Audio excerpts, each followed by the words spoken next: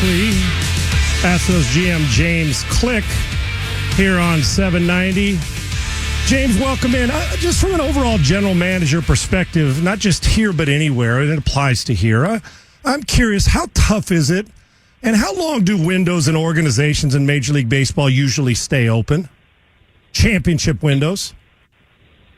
Well, I mean, the system is designed to cycle teams through those windows, right? So that you can't have one team dominant all the time and other teams always struggling to get in. And so, getting to the top is definitely a challenge. I think staying at the top can, in some ways, be an even more difficult challenge because, the draft and the way that the entire system works is designed to let everybody have a chance and have teams go through those cycles. And so our goal here is to remain competitive as long as we possibly can.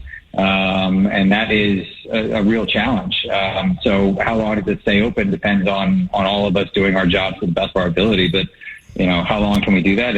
It's unclear, just given the system that we're fighting against. How often does a conversation take place about, with the loss of draft picks and what's gone on internationally, about keeping this window open? How often does that conversation take place, and what's that conversation like considering the short straw when it comes to the draft the last couple of years?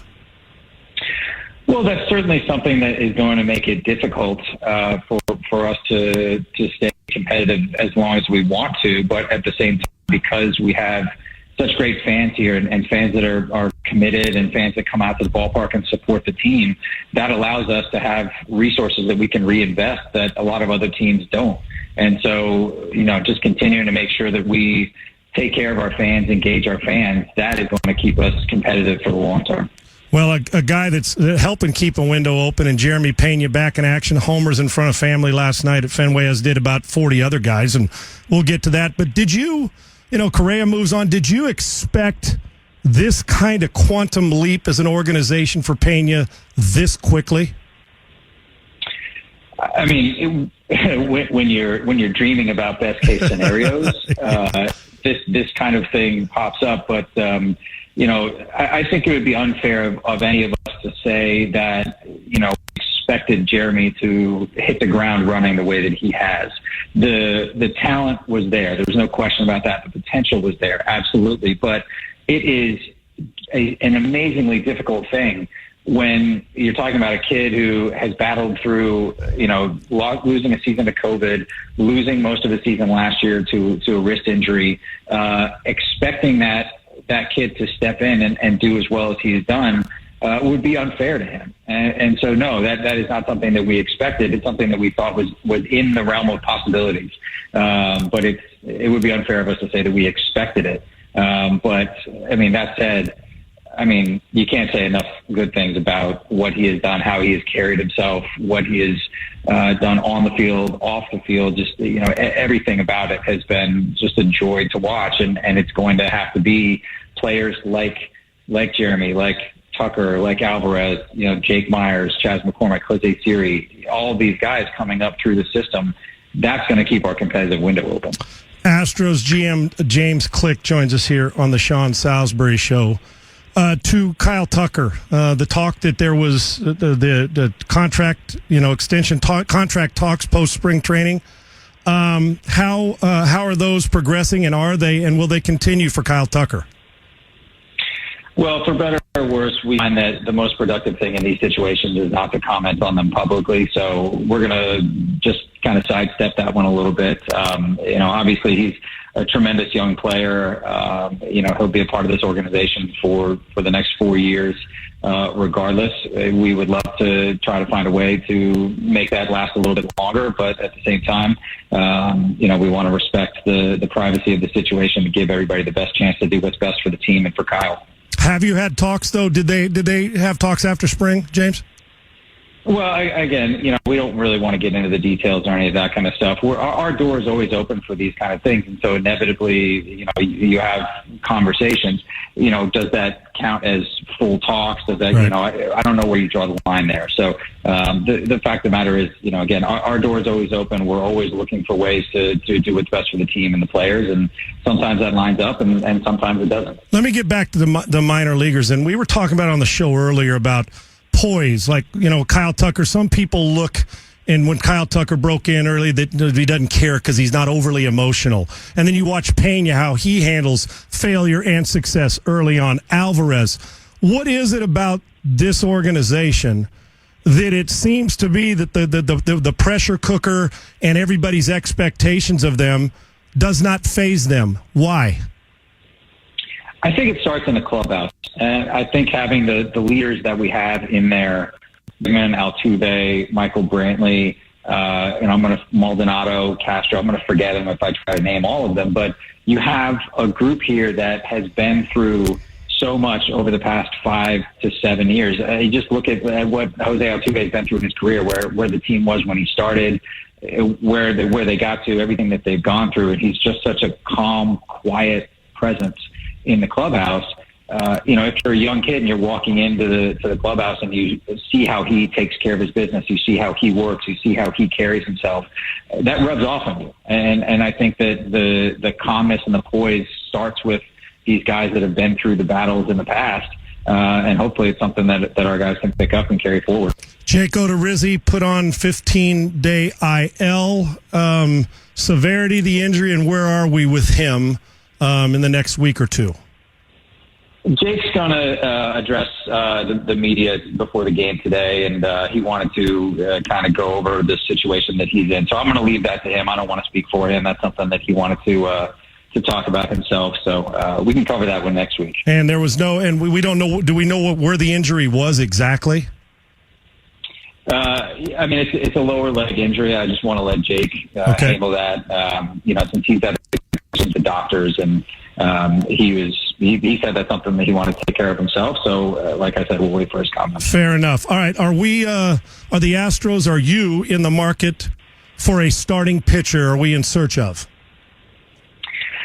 Well, it's interesting because people keep asking us all the time about the six-man rotation, and Lance McCullers is progressing very well, and we're hoping to get him back at some point here soon. And so that creates even more depth in that starting rotation. We go so quickly from having too many starters to too few starters. Right. And so these things always seem to take care of themselves. All last year, we had 6 guys that we felt really good about in the rotation, and there was maybe 2 weeks of the entire season where they were all healthy at the same time. And so we're not necessarily going to go out and look for a starting pitcher, given the 5 guys that we have in the rotation right now, and hoping to get Odo and Lance back at some point here soon. And so I don't anticipate that, but at the same time, we're always looking for ways to improve this team. And we're always going to be having phone calls, having conversations, seeing what's out there in the market to look around. But, just a couple of days ago, we were talking about how are we going to go from a 6-man rotation down to a 5-man rotation potentially when we start having some more off days